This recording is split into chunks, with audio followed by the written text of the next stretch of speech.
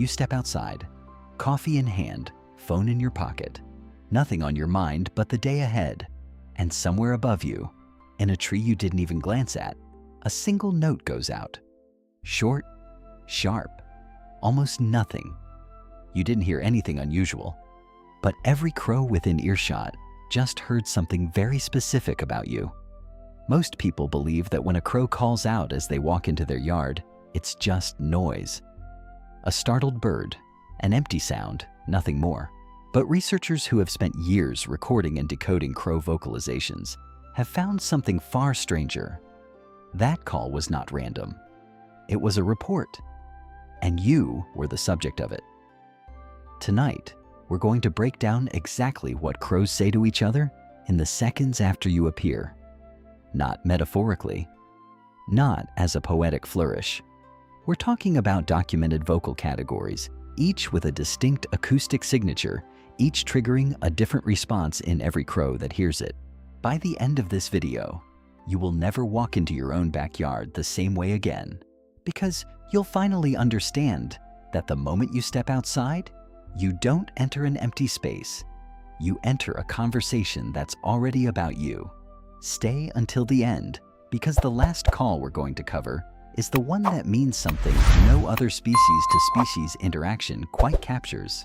Not danger, not food, not weather. You, specifically as an individual, filed away in crow memory and spoken about long after you've gone back inside. Most people assume that if a crow makes noise around them, it's simply reacting the way a smoke detector reacts to smoke, mechanically, without any real content behind it. But ornithologists who study corvid vocal behavior have cataloged dozens of distinct calls, and they've found that crows don't just react to the world, they report on it to each other, using calls that vary depending on exactly what has been observed and how serious it's judged to be. A crow doesn't just make noise when you appear, it makes a decision about what kind of noise to make, and that decision is the first thing most people never notice is happening at all. That decision starts almost instantly. In the fraction of a second it takes you to walk from your door to your driveway, a nearby crow has already assessed several things about you. Your speed, your posture, whether you're looking up, whether you're carrying something in your hands. Researchers who study animal cognition point out that this kind of rapid multi-factor assessment, done in under a second, belongs to the same category of processing we usually associate with far larger-brained animals.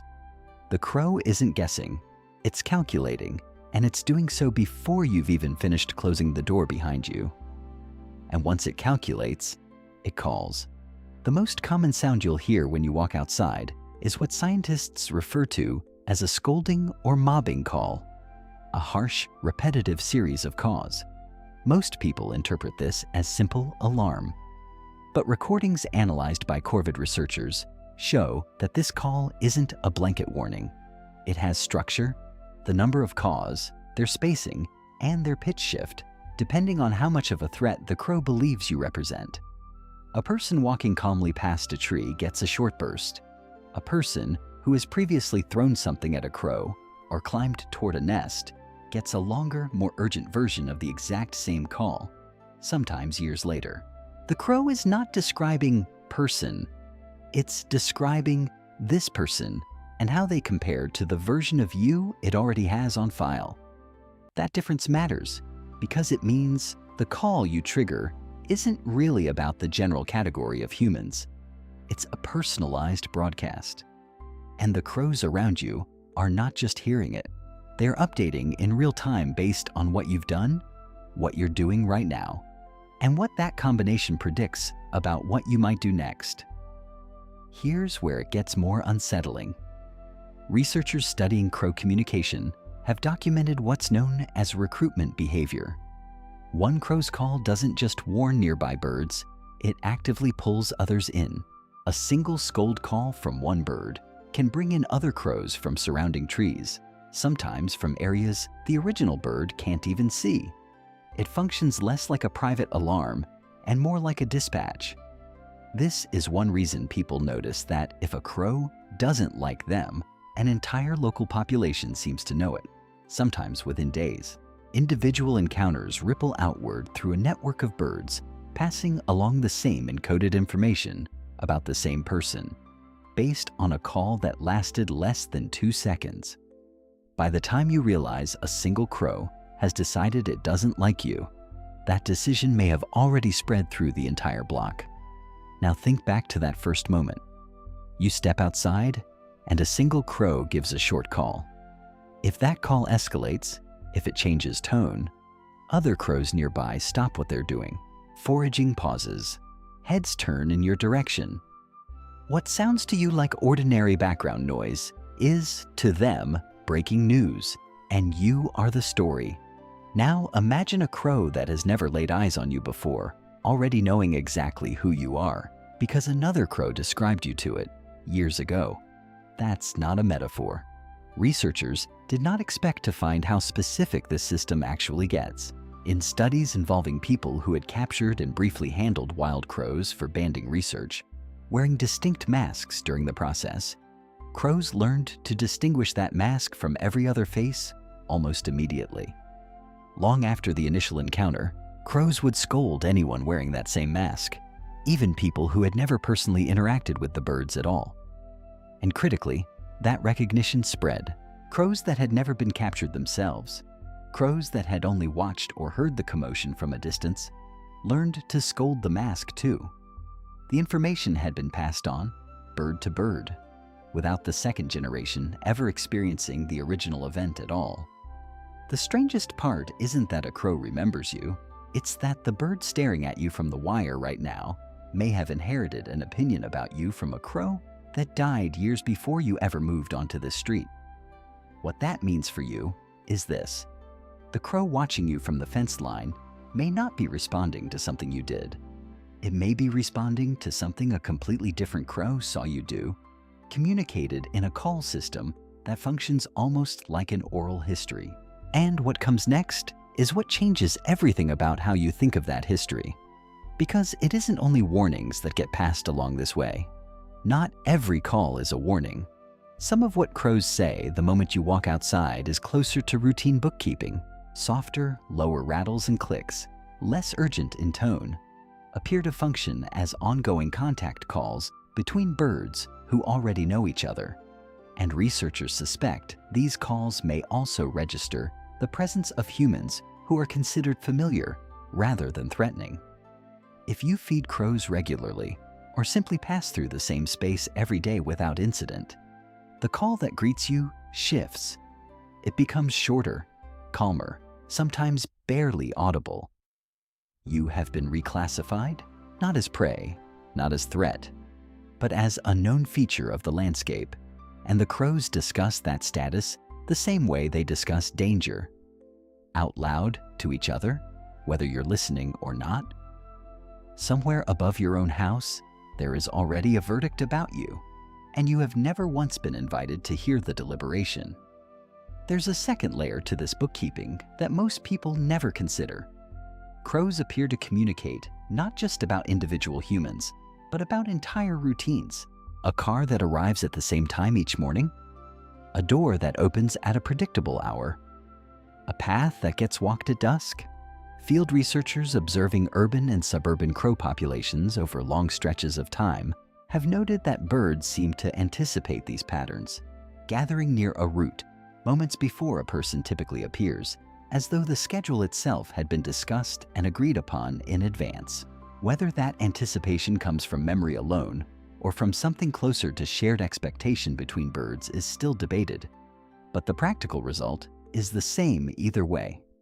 Your habits are not private information. They are common knowledge among the crows who share your block, which means your morning routine may not actually belong only to you anymore.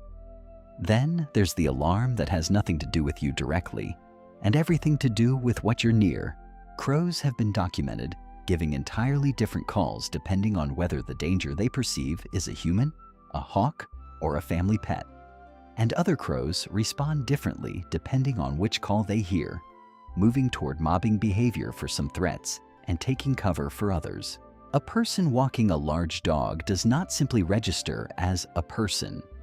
The crow overhead is processing a combination: the person, the animal, the distance between them, and the direction they're moving, and it chooses its call accordingly.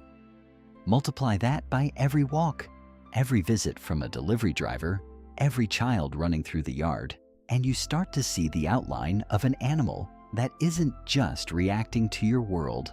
It's narrating it continuously to an audience of its own that is always listening. You are not just being watched, you are being cross-referenced in real time against everything else moving through your yard. There is one more call worth understanding before we get to what all of this actually costs you, and it may be the strangest one on the list. Crows live in tight family groups, often made up of parents and the offspring from previous years who stay behind to help raise the next brood. Within those groups, researchers have identified softer, more intimate vocalizations exchanged between relatives, sounds that appear nowhere in the harsher, more public repertoire used against outsiders. When you walk outside and a crow calls to you, it is choosing, consciously or not, which register of its voice to use: the scold reserved for threats, the rattle reserved for the tolerated, and occasionally something closer to the softer family tone, extended toward a human who has spent years feeding the same birds, who has become, in some limited but real sense, folded into the outer edge of that family's understanding of who belongs nearby. That shift doesn't happen quickly, and it doesn't happen for everyone. But when it happens, it means the crow has stopped treating you as a category and started treating you as a relationship. It's worth pausing here on just how rare that is in the animal kingdom. Most wild species that tolerate human presence do so out of simple habituation.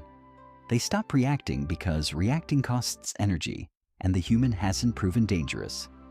What's being described here is something different. It isn't the absence of a reaction. It's a different, specific reaction, chosen deliberately from a set of options, based on an ongoing individual assessment that gets revised every time you appear. The crow isn't tuning you out. It's tuning in more precisely and communicating the results to everyone else who shares its territory. This is where the pattern starts to reverse everything you assumed about the relationship. You believed you were the one watching the crows, noticing them, occasionally photographing them, mentioning them to a neighbor. But every one of those interactions was already being logged from the other direction, described in a call vocabulary developed over evolutionary time, refined specifically to track individuals like you. And here is the detail that tends to unsettle people most. Crows are not simply reacting to your presence in the moment. They are comparing it. Every time you walk outside, a nearby crow is running a match between what it's seeing now and what it remembers from before. Consistency earns you one kind of call, a change in your pattern, a faster pace instead of a slow one, a strange object in your hand, someone unfamiliar walking beside you, can shift the call entirely, even if nothing about your intentions has changed. You are not being watched once. You are being tracked across time, and the vocal report you generate is only the latest entry in a running account that started the very first day you were noticed at all. There's also a quieter form of tracking that has nothing to do with alarm calls at all. Simple recognition, exchanged silently and then confirmed vocally, only when something changes. Long-term studies following individually marked crows across many years have shown that these birds can hold on to the identity of a specific human face for well over a decade, long after any single encounter that might explain why. A researcher who once helped band a nestling can walk through the same neighborhood 10 years later and still be greeted or scolded by birds who were never banded themselves but were raised by parents who remembered. The call you hear when you step outside, then, isn't only a reaction to today. It's sometimes the echo of an encounter you don't even remember having, kept alive across multiple generations of birds who were never there for the original moment at all. Which brings us to what this actually means for you, standing on your own porch most mornings without a second thought. The crow is not asking you to understand it. It does not require your belief to keep filing reports, does not need your attention to keep updating what it knows. It does what it does whether you are watching or not, whether you are listening or not, whether you believe any of this is happening at all. That indifference is, in some ways, the most humbling part of the entire system. You are not the intended audience of these calls. You are the subject of them. The conversation continues around you, regardless of whether you ever tune in. And once you do tune in, once you understand that the sound outside your window this morning was not background noise, but a specific, structured, socially transmitted statement about you, it becomes almost impossible to walk outside carelessly again. Somewhere nearby, a bird with a memory better than most humans give it credit for is deciding in real time what to say about you next and who else needs to hear it. There's a philosophical weight to all of this that's easy to miss if you only think about it as a curiosity. For most of human history, we have told ourselves a quiet story in which we are the observers and the rest of the natural world is simply the observed. Scenery, wildlife, background. The crow breaks that story without any interest in doing so. It was never trying to make a point. It simply developed, over a very long evolutionary timeline, a communication system precise enough to track the one species on the planet capable of helping it, feeding it, or harming it without warning. In building a language sophisticated enough to describe you, the crow didn't set out to humble anyone. It just needed to survive next to us. And it turned out that surviving next to us required paying far closer attention than we ever imagined a bird could pay. That is the world you've been walking through the entire time. Not silence, not indifference, but a running conversation just outside the range of your understanding. About the one subject the crows never seem to run out of things to say about: you. Have you ever noticed a crow's call change the moment it saw you? Softer on some days, sharper on others, and wondered what exactly had shifted? Tell me about that moment in the comments. I read every single one. I'll see you in the next one.